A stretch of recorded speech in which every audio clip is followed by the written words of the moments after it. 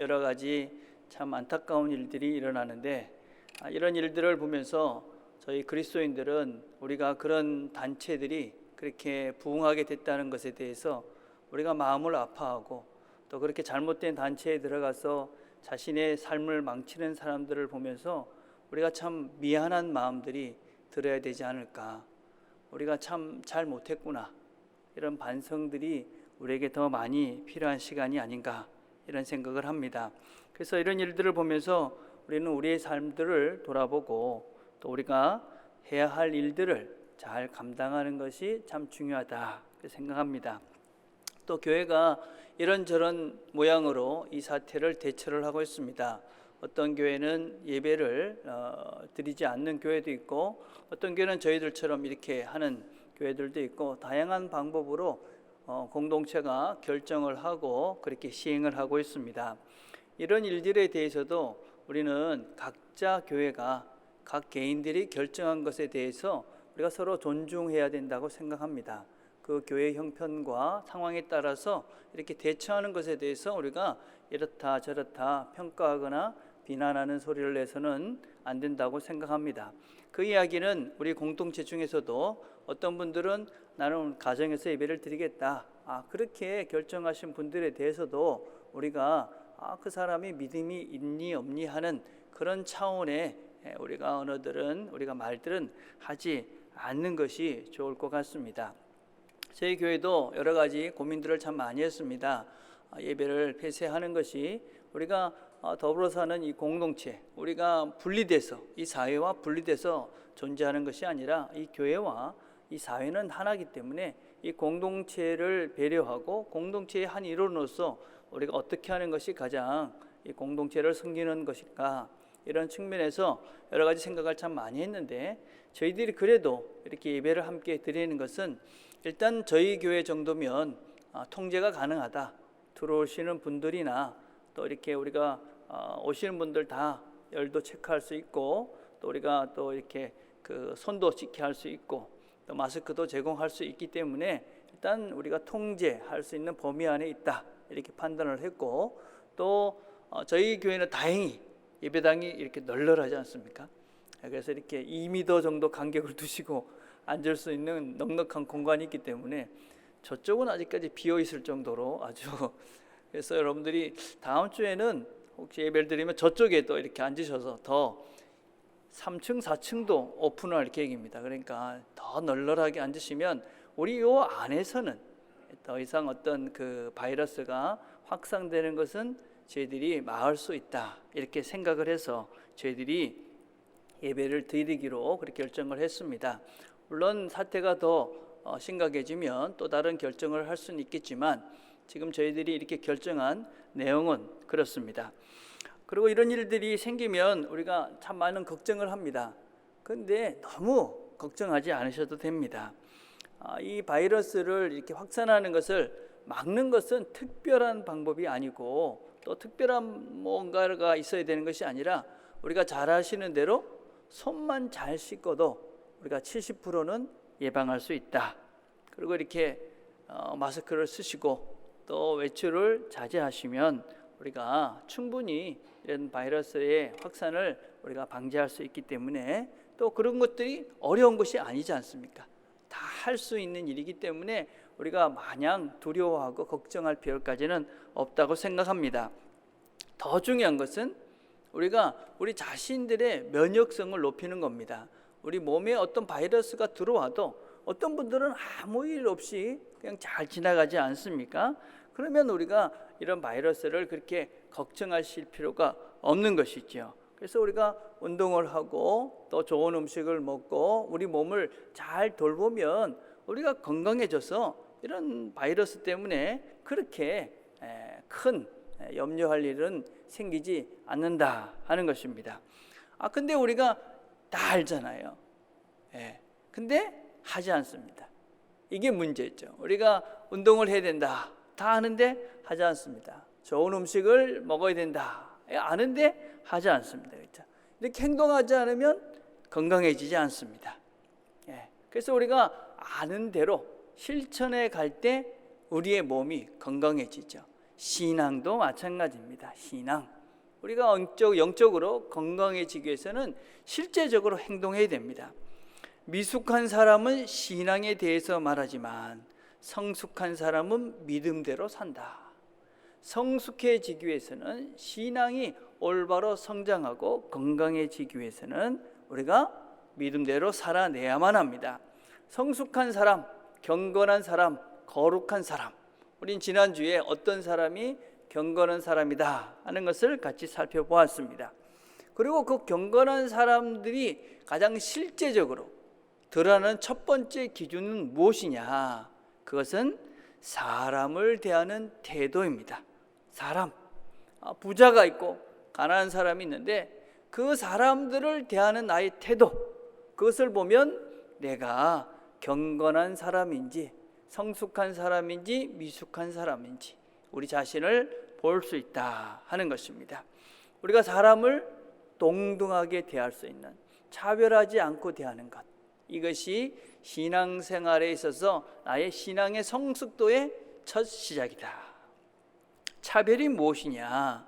차별은 아무 이유 없이 성, 남자기 때문에, 여자기 때문에, 인종, 이 사람이 흑인이야, 백인이야, 황인이야, 나이, 신분, 종교, 지역 등을 근거로 특별히 대우하거나 배제하는 행위를 말합니다. 저 사람은 전라도 사람이야, 저 사람은 경상도 사람이야, 저 사람은 불교를 믿어, 저 사람은 이슬람을 믿어, 이런 것들 때문에 서로 다르게 대한다. 이것이 차별이다. 근데 성경은 이 차별을 죄라고 이야기합니다. 차별은 죄다. 왜 그러느냐? 내 형제들아, 영광의 주 곧 우리 주 예수 그리스도에 대한 믿음을 가졌으니 사람을 차별하여 대하지 말라. 이 차별이라는 말은 헬라 말로 좀 복잡하긴 한데 프로소스포레시아라는 말입니다.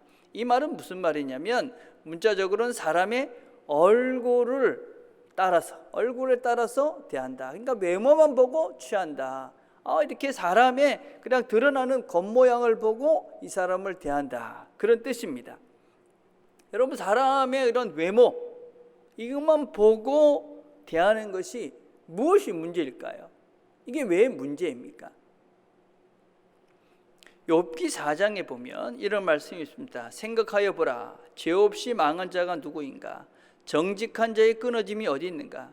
내가 보건대 악을 밭에 갈고 독을 뿌리는 자는 그대로 거두나니 나 하나님의 이까운 기운이 멸망하고 그의 콧김에 사라지느니라. 이 얘기는 우리가 잘 아는 욥의 이야기입니다. 욥이 갑자기 모든 자녀들을 잃고 또 재산도 잃고 그리고 몸에는 온데 종기가 났습니다. 그리고 아내는 이 욥을 저주하고 떠나갔습니다. 근데 그걸 본 친구들이 와서 욥에 대해서 지금 얘기하고 있는 것입니다. 네가 그렇게 어떤 면에서는 그런 악한 심한 일을 당한 것은 너가 죄를 지었기 때문이다. 네가 악을 뿌렸기 때문이다. 그렇게 지금 이 욥을 비난하고 있는 것입니다. 지금 욥의 상태를 보고 지금 네가 지금 하고 있는 거, 네가 지금 당한 걸 보니까 너는 지금 악을 뿌린 거야. 죄를 지은 거야. 하나님의 징계를 받은 거야. 라고 이야기합니다. 그렇습니까, 여러분? 이게 얼마나 어리석은 건지, 지금의 형편을 보고 되어진 일들을 보고 그것을 판단하고 결정하는 것이 얼마나 어리석은지 모릅니다. 여러분, 우리가 알다시피 일은 어떤 일입니까? 하늘에 계신 하나님과 사단의 일입니다.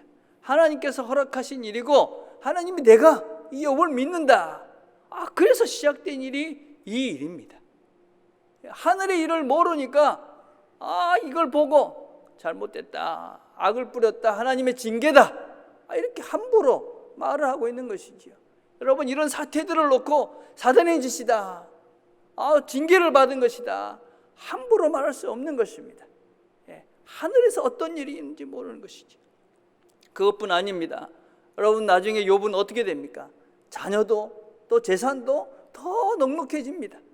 지금은 그 모양이지만 미래는, 나중은 훨씬 더 이들이 보는 것과 다른 차원의 복을 받습니다.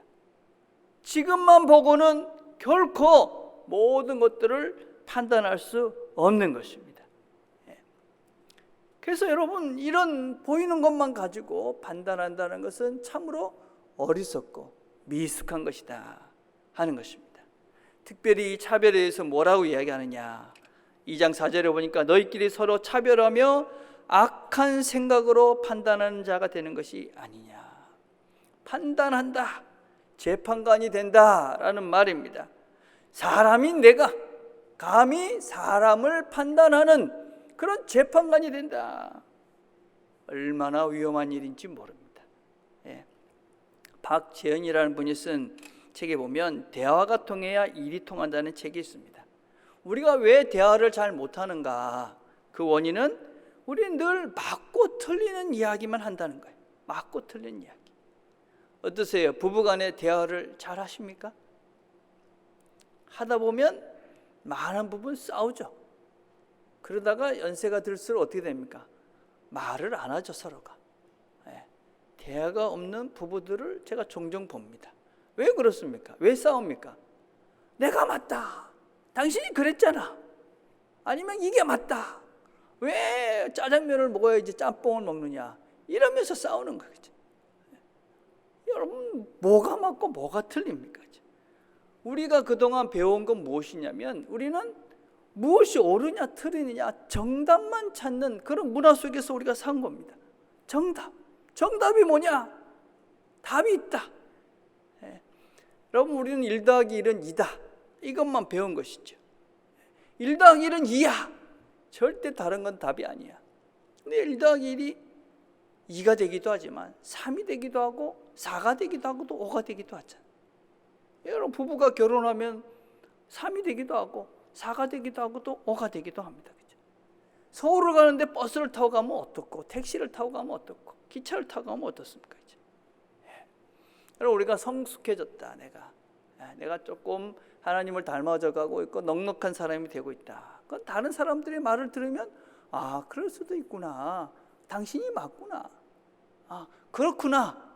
그렇게 서로가 다른 것들을 인정하고 다른 것들을 볼 수 있는 눈이 생기다. 내가 성숙해진 거죠. 그리고 하나님이 얼마나 크신 분이에요. 그 크신 하나님, 그분을 아는 우리는 그렇게 좁아질 수가 없는 거죠. 그래서 우리가 이 넉넉함. 여러분, 근데 더 큰 문제는 뭐냐? 여러분, 욥의 이야기로 다시 한번 가보겠습니다. 욥기 2장 12절과 13절을 보면, 눈을 들어 멀리 보매 그가 욥인 줄 알고 어렵게 되었으므로 그들이 일제히 소리질러 울며 각각 자기의 고소를 찢고 하늘을 향하여 티끌을 날려 자기의 머리에 뿌리고 밤낮 7일 동안 그와 함께 땅에 앉았으나 욥의 고통이 심함을 보므로 그에게 한마디도 말한 자가 없었더라. 여러분, 지금 욥의 친구들은 욥이 그렇게 불행한 일을 당했다라는 이야기를 듣고 욥을 찾아온 친구들입니다. 그리고 7일 동안이나 그 욥과 함께 있으면서 같이 아파했던 친구들입니다. 여러분, 그렇게 욥을 사랑하고 또 욥을 위했던 사람들입니다. 그러면 지금 욥의 그 형편을 보면 어떻게 해야 됩니까? 위로해야 되겠죠. 괜찮다, 하나님 무슨 뜻이 있겠지, 일어날 수 있다, 다시 시작할 수 있다, 이렇게 위로하고 격려해야 되는데, 너는 지금 그렇게 된 게 하나님께 죄를 지었기 때문이야, 네가 악을 뿌렸기 때문이야, 너는 지금 범죄했기 때문이야 라고 그를 판단합니다. 욥을 사랑했는데 욥을 사랑해서 7일 동안이나 그와 함께 머물면서 그 고통의 자리에 있었는데, 그들의 결론은 판단입니다. 그것을 성경은 뭐라고 그러냐? 죄라고 이야기하는 것입니다. 죄.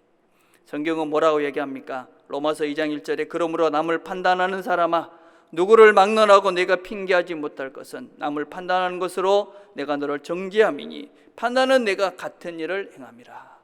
이런 일을 행하는 자를 판단하고도 같은 일을 행하는 사람아, 내가 하나님의 심판을 피할 줄로 생각하느냐. 판단하는 것, 그것은 재판하는 것, 그것은 하나님의 일입니다. 하나님의 자리에 가는 거예요. 너는 지금 죄를 지었기 때문에 일을 당하는 거야 라고 말하는 것은 바로 그것이 판단하는 것이고, 그것은 바로 내가 하나님의 자리에 서서 그 사람의 그 형편을 재판하고 있는 것입니다. 여러분, 이것이 무엇입니까? 이것이 교만입니다. 교만. 모든 인간들이 가지는 교만, 모든 인간들이 가장 조심하고 늘 명심하면서 우리 자신들을 돌아봐야 될 가장 큰 죄, 교만입니다. 여러분, 아담과 하와가 어떻게 죄를 지었습니까? 그들이 하나님과 똑같이 되고자 하는 마음 때문에 선악과를 먹은 것이죠. 교만한 것입니다. 하나님의 자리에 인간이 앉으려 하고 사람을 감히 판단하는 그 자리에 서는 것, 그것이 바로 판단하는 것이고 교만한 것입니다. 우리는 늘 이 죄를 짓습니다. 늘 이 죄를. 우리가 누구를 판단하려는 그 순간 내가 교만의 죄를 짓고 있다. 내가 교만한 것이다. 우리가 사랑한다고 하면서 그들을 아낀다 하면서 판단하는 순간 그건 사랑이 아니라 죄를 짓고 있는 것입니다. 그래서 판단은 죄다. 누구를 차별하는 것이 죄다. 판단은 곧 교만이요 가장 무서운 죄. 늘 우리가 그것에 우리 자신들을 심각하게 돌아보지 않으면 늘 넘어질 수밖에 없는 것이 바로 이 죄다. 명심하셔야만 합니다. 어떤 사람들이 차별하지 않을 수 있을까요? 예, 형제들아, 영광의 주 곧 우리 주 예수 그리스도에 대한 믿음을 너희가 가졌으니, 영광의 주 곧 우리 주 예수 그리스도에 대한 믿음을 가진 사람들은 차별하지 않고 살 수 있다 말합니다. 영광의 주, 영광이라는 말은 독사라는 말이고 카보드라는 말입니다. 이것은 하나님의 임재를 상징합니다. 영광은 곧 하나님의 임재와 똑같은 것이죠. 하나님의 임재, 하나님이 늘 함께했던 삶, 그것이 예수 그리스도의 삶입니다. 하나님이셨기 때문에 그의 삶 전부는 하나님의 영광, 하나님이 함께 하셨던 영광스러운 삶입니다. 그런데 예수 그리스도의 삶이 어땠습니까? 그는 가난했습니다. 여러분, 그는 도망자였습니다. 그는 평범했습니다. 그는 고난을 당했습니다. 그는 조롱을 당했습니다. 사형을 당했습니다. 십자가의 고통을 당했습니다. 그게 그분의 삶입니다. 그러나 그분의 삶은 영광스러운 삶이었습니다. 하나님의 삶이었습니다. 우리는 그분의 삶을 압니다. 그분의 삶의 순간순간들이 이 땅의 사람들의 눈으로 보면 참 어리석고 힘들고 고통스러운 순간이지만 그것이 바로 하나님의 영광의 삶입니다. 그래서 우리는 그걸 믿는 것입니다. 그분의 삶을 보면 그 삶 속에서 하나님이 임재했던 것들을 볼 수 있으며, 또 그분은 결국은 승리하셔서 부활하셔서 영광스러운 하나님의 영광을 온 세상에 드러낼 수가 있었습니다. 우리는 그걸 믿는 것입니다. 우리는 그분의 삶이 그렇듯이 우리의 삶도 그렇게 될 것이다. 우리가 지금 이 땅의 삶을 살면서 여러 가지 고통과 고난과 핍박과 가난과 어려움들이 있지만 결국은 우리는 주님처럼 영광스러운 존재로, 부활의 영광스러운 존재로 우리의 삶이 그렇게 완성될 것을 우리가 믿습니다. 그래서 우리는 어떤 삶을 살아도 어떤 형편 속에서도 주눅들지 않고 영광스러운 존재야. 왜 너도 그렇게 우리가 바라보는 것이죠. 내가 그렇듯이 예수 믿는 우리 모두는, 이 모든 이 땅의 사람들은 그렇게 지금은 이런 형편에 있을지라도 그분은 결국은 영광스러운 사람이 될 것이다. 그걸 믿는 것입니다. 눈에 보이는 것이 다가 아니다. 그걸 우리는 믿는 것입니다. 지금 보이는 형편이 모든 것의 끝이 아니다. 그걸 믿는 것입니다. 이 사람의 이 모습이 영원한 것이 아니다. 그걸 믿는 것입니다. 그 성경은 우리에게 많은 사람들을 보여주잖아요. 바울을 보십시오. 그 핍박자가. 베드로를 보십시오. 그 부인한 사람이. 마가를 보십시오. 그 어떤 면에서 겁쟁이가. 그들이 변하여 하나님의 새로운 존재가 됩니다. 또 우리는 하나님 나라를 소유하고 사는 자들입니다. 2장 5절에 보니까 자기를 사랑하는 자들에게 약속하신 나라를 상속으로 받게 하지 아니하셨느냐. 하나님 나라로 상속받았습니다. 어떻게 받았습니까? 이 하나님 나라를 상속받았다는 게 도대체 무엇입니까, 여러분? 하나님께서 자기를 사랑하는 자들에게 하나님 나라를 준다 말씀합니다. 하나님의 사랑, 하나님이 우리를 사랑하셨습니다. 그래서 우리가 하나님을 사랑하는 것입니다. 여러분, 우리가 하나님을 어떻게 사랑합니까? 그분의 사랑을 아는 사람들만 사랑하는 것이지. 그래서 우리가 하나님 사랑을 우리가 받았기 때문에 우리도 하나님을 사랑합니다. 우리가 하나님 사랑하는 걸 어떻게 할 수 있습니까? 여러분, 그것은 하나님이 나를 사랑하셨다는 것을 알기에 나도 그 사랑을 가지고 다른 사람들을 사랑하는 것입니다. 하나님이 나 같은 존재를, 정말 죄인인 아무런 가치 없는 나를 그냥 사랑해 주신 것입니다.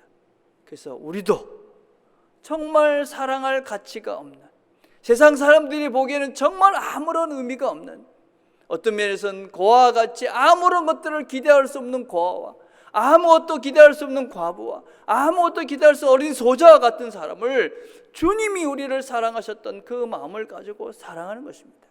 그곳에 하나님 나라가 임하는 것입니다. 그렇게 우리는 하나님 나라가 내 안에 임했구나 하는 것을 누리는 것입니다. 아무런 세상 사람들이 보기에는 가치 없어 보이지만 우리는 하나님의 눈으로 그 사람이 하나님의 영광스러운 존재이고 하나님의 존귀한 사람이기에 그 사람을 존중하며 사랑하고 그 사람을 하나님의 마음으로 사랑해가는 이 사랑을 통해서 우리가 하나님 나라를 누리는 것입니다. 그래서 우리는 아무도 차별할 수가 없는 것입니다. 어떻게 구체적으로 우리가 차별하지 않을 수 있을까요? 무엇보다도 우리는 모든 차별에 대해서 우리는 거부하셔야 합니다. 성경은 이 모든 차별을 거부합니다. 여러분, 2장 6절에 보면 가난한 자를 업신여깁니다. 부자는 너희를 억압하고 법정으로 끌고 가지 않으느냐. 그 당시에는 차별이 있었습니다. 차별이 당연시했습니다. 부자들은, 주인들은 가난한 종들을 무시하는 것이 당연했습니다. 당시에 남자들은 여자를 무시하는 것이 당연했습니다. 그 당시에 유대인들은 헬라 사람들, 이방인들을 무시하는 것이 당연했습니다. 부자가 가난한 사람을 무시하는 것은 아주 이상한 일이 아니었습니다. 그런데 성경은 우리에게, 하나님은 우리에게 그렇게 하지 말라라고 말씀하십니다. 뭐라고 말씀하십니까? 너희는 유대인이나 헬라인이나 종이나 자유인이나 남자나 여자나 다 그리스도 예수 안에서 하나니라. 우리 모두는 다 하나다. 고린도서 12장에 이렇게 말합니다. 우리가 유대인이나 헬라인이나 종이나 자유인이나 다 한 성령으로 세례를 받아 한 몸이 되었고 또 다 한 성령을 마시게 하셨느니라. 몸은 한 지체뿐 아니라 여럿이니. 우리가 다 한 몸 안에 있는 똑같은 존재다. 존귀하지 않은 부분이 없다. 그래서 우리 안에 있는 이 차별을 당연시 여기는 마음을 빨리 제거하셔야 됩니다. 여자니까 이런 마음이 드는 것이 죄다. 경상도 사람이니까, 전라도 사람이니까 라는 마음이 드는 것이 죄다. 저 사람은 가난한 사람이니까, 못 배운 사람이니까 그런 마음이 드는 것이 죄다. 저 사람은 태극기니까, 저 사람은 촛불이니까 그런 생각이 드는 것이 죄다. 저 사람은 불국이니까, 저 사람은 이슬람이니까, 그렇게 우리 마음속에 저 사람은 태국 사람이니까 이런 마음이 드는 것이 죄다 하는 것을 우리가 명심해야 됩니다.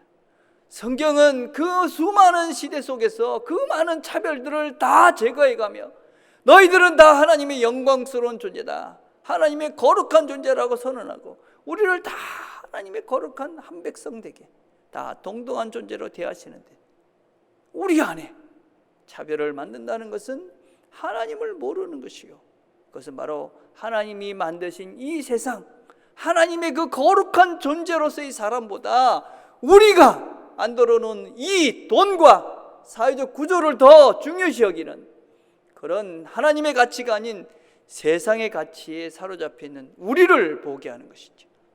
그래서 우리는 이 모든 차별을 죄다 하는 것을 명심하시고 이 차별에 대해서 우리가 간과해서는 안 됩니다.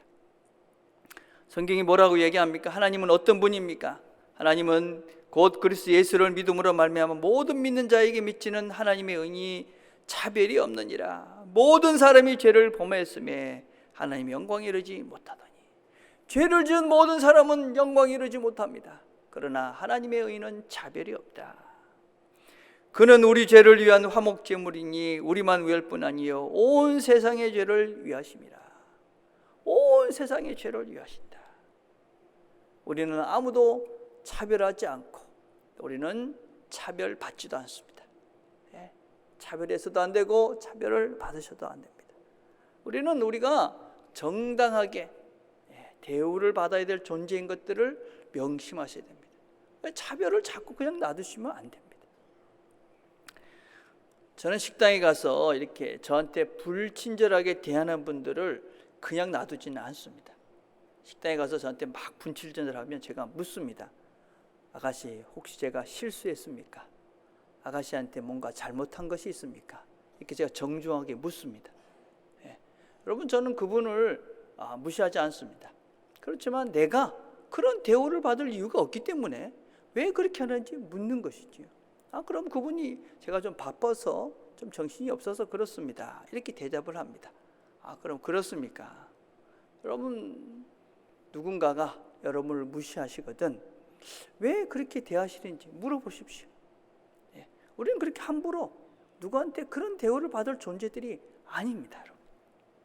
그렇지만 우리가 그 사람을 대할 때도 우리가 존중하면서 최대한의 예의를 갖춰서 우리가 그분을 대우하시는 겁니다. 정중하게. 어떻게 우리가 구체적으로 삶 속에서 차별하지 않고 살 수 있는가? 무엇보다도 우리는 비교하지 않아야 됩니다. 여러분, 다른 것, 틀린 것은 틀린 것과 다른 걸 자꾸 우리가 구분할 수 있어야 됩니다. 다른 것은 각자의 가치입니다. 여러분, 다른 것은 가치 있는 것이다. 너와 내가 다르다. 그건 가치 있는 것입니다. 이 사람은 짬뽕을 좋아하고 짜장면을 좋아하는 것은 각자의 취향이고 그래야 세상이 돌아가는 것이죠. 빨간색도 있고 파란색도 있고 노란색도 있어야 세상이 훨씬 더 아름다운 것입니다. 왜 내 생각만 맞다고, 내 생각은 옳고 너는 틀리다고 그렇게 하지 말라는 것입니다. 여러분. 하나님 우리를 다 다르게 만들어 놓으셨어요. 다른 것은 틀린 것이 아니다. 비교하지 마십시오.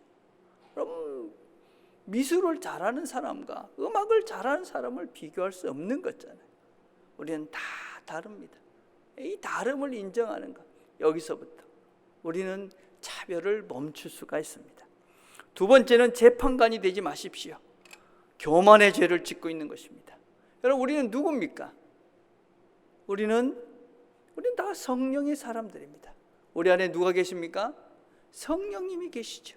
성령님은 어떤 분이십니까? 성령님은 보혜사이십니다. 보혜사는 변호사다는 뜻입니다. 여러분, 누가 재판관입니까? 재판관은 유일하신 한 분, 하나님이십니다. 우리가 재판관이 돼서는 안 되는 것이지요. 그게 바로 교만한 것이지요. 고소자가 돼서는 안 됩니다. 이런 죄를 졌다 저런 죄를 졌다 우리가 그렇게 누구를 고소하는 것은 잘못된 것이지요. 누가 고소하는 겁니까? 사단이 고소하는 것입니다. 우리는 재판관이 돼서도 안 되고 고소자가 돼서는 더욱더 안 되는 것이지요. 우리는 누가 돼야 되느냐? 변호사가 돼야 됩니다.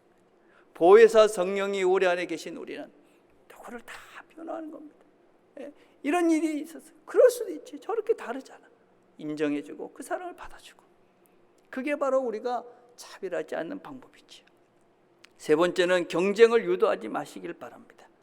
우리 안에는 이 어떤 면에서는 경쟁의 DNA가 너무 치열하게 있죠. 그렇죠? 여러분, 자녀들끼리 경쟁하도록 하지 마십시오. 언니를 봐라, 동생을 봐라, 넌 왜 그러냐? 그러는 순간 형제가 아니라 적을 만드는 것이죠. 적. 경쟁해서 그 사람을 내가 이겨야 된다. 우리가 이 삶을 보면 우리가 너무 무시당하면서 살았죠. 우리는 어떤 프라이버시가 없는 사회 속에서 우리가 존중받지 못하며 살았어요. 경쟁이 당연한 것으로 생각. 학교 다닐 때 우리가 어땠습니까? 1등부터 100등까지 성적순으로 쭉 내면서 이거 완전 프라이버시 침해죠, 그렇죠? 여러분, 개인 성적을 공개하는 거는 그죠? 여러분, 지금은 있을 수 없는 거예요. 학교 다닐 때 우리 초등학교 때는 1등부터 순서대로 앉혔어요. 정말 무식한 짓들이죠. 지금도 그런 학교들도 있어요. 여러분 이거 뭡니까? 여러분 경쟁, 서로가 1등이 되려고. 그래가지고 어떻습니까? 안 행복하죠. 다 안 행복한 겁니다. 다 더 이러면서 서로를 그냥 경쟁하도록, 우리를 더 스트레스 만들고. 여러분, 우리가 경쟁하지 않는다고 해서 우리가 열심히 살지 않는 것은 아닙니다. 우리는 누구보다도 열심히 삽니다. 성실하게 삽니다. 하나님 앞에서 최선을 다하며 삽니다. 왜 우리가 그렇게 삽니까? 우리가 더 넉넉해지고, 더 어떤 면에서는 하나님의 은혜를 받아서 더 많이 나누고, 더 많이 사랑하고, 더 많이 베풀기 위해서 우리는 최선을 다합니다. 우리가 더 높아지고 더 많이 가지려는 경쟁을 하는 것이 아니라 더 낮아지고 더 섬기려는 사랑을 하는 공동체죠. 우리는 사랑을 하는 것입니다. 더 나누기 위해서, 더 베풀기 위해서 더 사랑하는 공동체, 그게 바로 교회입니다. 여러분, 이 한 주간 우리 가족들과 보낼 시간이 많을 것입니다. 우리가 서로 다른 면들을 존중하는 그런 대화들을 합시다. 그렇구나, 당신 그 말이 맞아, 난 이렇게 생각해. 서로를 변호해 줍시다. 그럴 수도 있지. 서로를 변호해 주면서 사랑합시다. 그렇게 우리가 서로 변호해 주면서 사랑하면서 서로를 인정하면서 하나님의 사랑 안에 머물 때 우리 안에 하나님의 나라를 우리가 풍성하게 누리게 될 것입니다. 이 한 주 하나님의 나라를 우리 안에 누려가는 저와 여러분 되기를 간절히 바라겠습니다. 기도하겠습니다.